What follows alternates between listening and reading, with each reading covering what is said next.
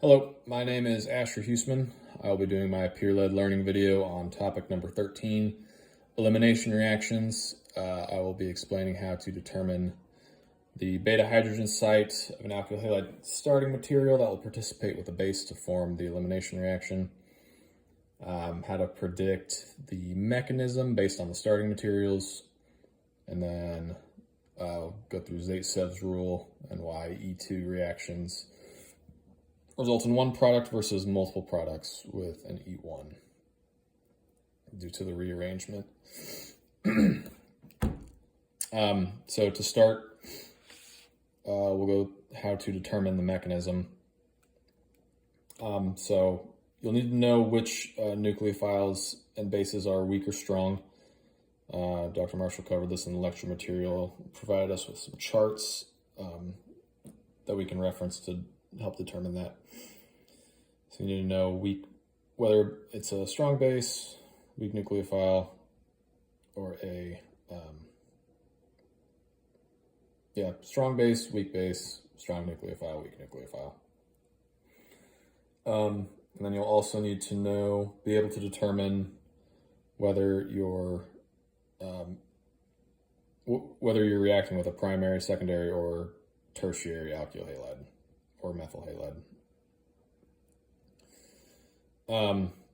For an E2 reaction, this will occur if a strong nucleophile or a strong base reacts with a secondary or tertiary alkyl halide. Or you could have a weak nucleophile and a strong base reacting with a primary, secondary, or tertiary alkyl halide. And then an E1 reaction will occur with a weak nucleophile and a weak base reacting with a secondary or tertiary.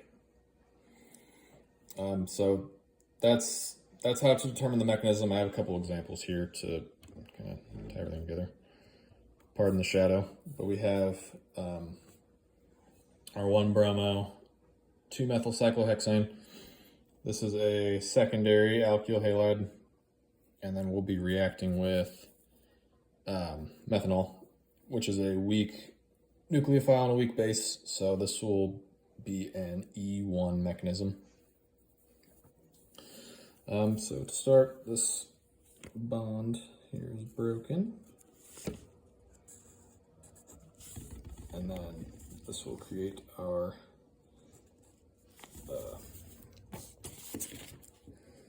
carbocation here.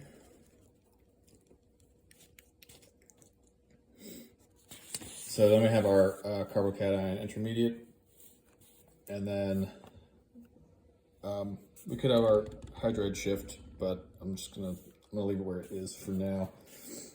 And so according to Zaitsev's rule, the most substitute alkene is going to be the most favored in the reaction. And this is obtained from removing the hydrogen from the beta carbon with the fewest number of hydrogens. So we have 1 beta hydrogen here versus 2 here. So we'll have our nucleophile attack this hydrogen. And then our methanol will attack this. And then this bond will be broken down to here. So this will be our major product, which will be that one right there. Or we could use this beta hydrogen here. It attacks this one. This bond comes here. And then we have our minor product, this one right here. Or let's say our carbocation shifted up here. Clean this up a little bit. Okay, carbocation here. We could also use one of these beta hydrogens.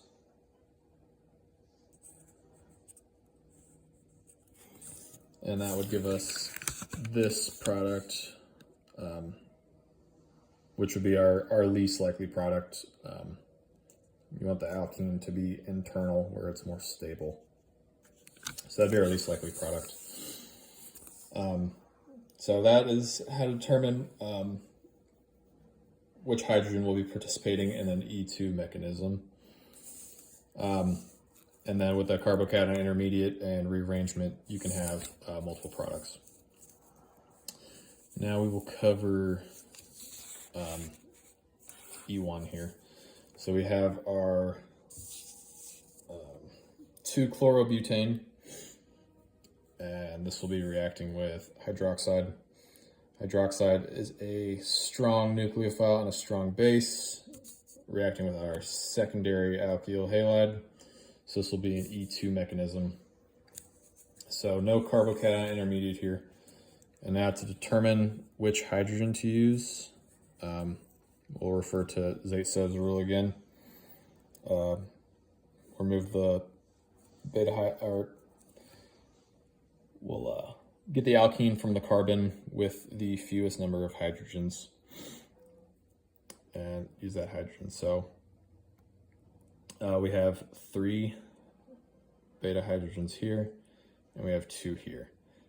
So we'll use this, and this will put our alkene in the middle, which will be more stable and favored. So hydroxide will attack this, break this bond to the middle, and then we'll remove this chloride here, and that will leave us with this product. If we use this hydrogen over here, then our final product would look like this.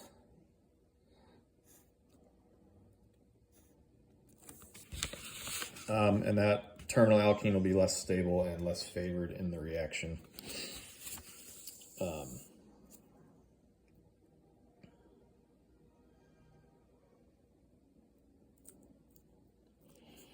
And so that is a quick run through of elimination reactions and predicting mechanism and products.